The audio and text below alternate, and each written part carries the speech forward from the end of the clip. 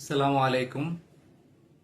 গতকাল ইসকন নেতা চিন্ময় কৃষ্ণ দাসকে গ্রেপ্তারের পর থেকে সারা দেশব্যাপী সনাতন ধর্মাবলম্বী ইসকন যারা করেন তারা তাকে মুক্তি দেওয়ার জন্য আন্দোলন করছিলেন।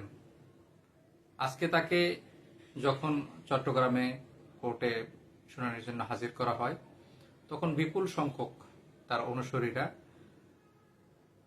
বাধা দিতে চেষ্টা করেন। চিন্ময় কৃষ্ণ ইসকন নেতা সাম্প্রতিক হিন্দুদের অধিকার নিয়ে তিনি সোচ্চার ছিলেন, বিভিন্ন বিষয় নিয়ে কথা বলতেছিলেন। তাকে মূলত বিভিন্ন মিডিয়ায় যেভাবে তিনি প্রচারিত হয়েছেন, তাতে তিনি ইসকন নেতার থেকে অনেক মিডিয়া তাকে হিন্দুদের অধিকার নিয়ে সাম্প্রতিক বিভিন্ন দেশের বিভিন্ন স্থানে যে সমাবেশ তিনি করে হিন্দুদের অধিকার আদায়ের চেষ্টা করছিলেন, সেই সংগঠনের মুখপাত্র হিসেবে বেশি পরিচয় করিয়ে দিচ্ছেন। যদিও এই সংগঠনটির যে দাবি দেওয়া, সে দাবি দেওয়াগুলো যে নতুন নয় সেটা তারা বলছিলেন। যারা আন্দোলন করছিলেন তারা তার মুক্তির জন্য আন্দোলন করছিলেন এবং তাদের দাবি যে এদের সংখ্যালঘু ধর্মীয় নেতা বা গুরু হিসাবে তাকে যে গ্রেপ্তার করা হয়েছে, তিনি কোনো অপরাধ করেননি, তার মুক্তির দাবি করছিলেন তারা। কিন্তু বিষয় হচ্ছে, রাষ্ট্র বলছে যে তাকে গ্রেপ্তার করা হয়েছে মূলত রাষ্ট্রদ্রোহিতার জন্য তাকে গ্রেপ্তার করা হয়েছে। তার ভক্ত অনুসারীরা, সনাতন ধর্মাবলম্বীরা এই কথা শুনতে নারাজ। তারা বলছিলেন যে তাদের ধর্মগুরু তিনি কোনো রাষ্ট্রদ্রোহিতার কাজ করেননি, তিনি কোনো খারাপ কাজ করেননি, তিনি তাদের অধিকার নিয়ে কথা বলছিলেন, এদেশের সংখ্যালঘু নির্যাতন নিয়ে কথা বলছিলেন। কিন্তু এই চিন্ময় কৃষ্ণ দাসকে গ্রেপ্তারের পর থেকে যে সারা দেশব্যাপী সনাতনীদের যে আন্দোলন, এবং সেই আন্দোলনে নতুন এক মাত্রা যোগ করে চট্টগ্রামে সাইফুল ইসলাম নামের এক আইনজীবীকে হত্যার মধ্যে দিয়ে। মূলত যখন আদালত প্রাঙ্গণে সনাতন ধর্মাবলম্বীরা চিন্ময় কৃষ্ণকে ছাড়িয়ে নেয়া কিংবা তাকে মুক্তি দেওয়ার আন্দোলন করছিলেন, সেই সময় ইসকনপন্থীরা তাদের হামলার শিকার হয়ে সাইফুল ইসলাম নামে এক আইনজীবী মারা যায়। এই খবর ছড়িয়ে পড়ার পর সারা দেশের মুসলিমরা, ইসলাম ধর্মাবলম্বীরা তারাও ব্যথিত হয়ে যান এবং সামাজিক যোগাযোগ মাধ্যমে দেখা যায় যে তারাও বিভিন্ন ধরনের পোস্ট দিতে থাকেন, শেয়ার করতে থাকেন। মুহূর্তেই এই খবর সারা দেশে ছড়িয়ে পড়ে। ছড়িয়ে পড়ার পর থেকে আবার যারা হিন্দু সনাতন ধর্মাবলম্বী আছেন তাদেরও একটা অংশ বলতেছিলেন যে ইসকন এবং সনাতন ধর্মাবলম্বী এদের সাথে আসলে সম্পর্ক নেই, ইসকন আলাদা একটি বিষয়, যে বিষয়ের সাথে মূলত সনাতন ধর্মাবলম্বীদের সম্পর্ক নেই। কিন্তু এই যে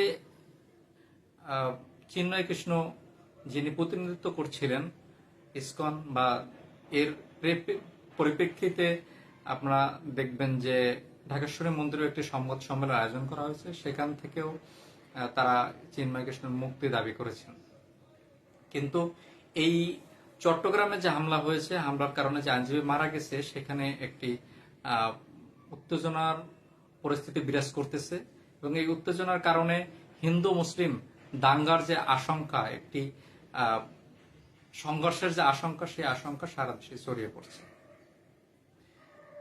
সচেতন যারা তারা চেষ্টা করছেন যাতে উত্তেজিত হয়ে দুই পক্ষের সংঘর্ষ কোনো সংগঠিত না হয়, কোনো খারাপ কিছু হয়, এবং এতে দেখা যাবে যে মূলত ক্ষতিগ্রস্ত হবে। আর সবচেয়ে যেটি গুরুত্বপূর্ণ বিষয়, যে চিন্ময় কৃষ্ণকে গ্রেপ্তারের পর থেকে ভারতের বৈদেশিক মিনিস্ট্রি বা ফরেন মিনিস্ট্রি থেকে একটি প্রতিবাদ বা তাকে মুক্তি দেওয়ার দাবি জানানো হয়, যেটা সবচেয়ে স্পর্শকাতর বিষয়। যে বাংলাদেশের, এবং সেখানে উল্লেখ করা হয় যে ধর্মীয় ও সংখ্যালঘুদের অধিকারের কথা বলতে গিয়ে বলার কারণে চিন্ময় কৃষ্ণকে গ্রেপ্তার করা হয়েছে।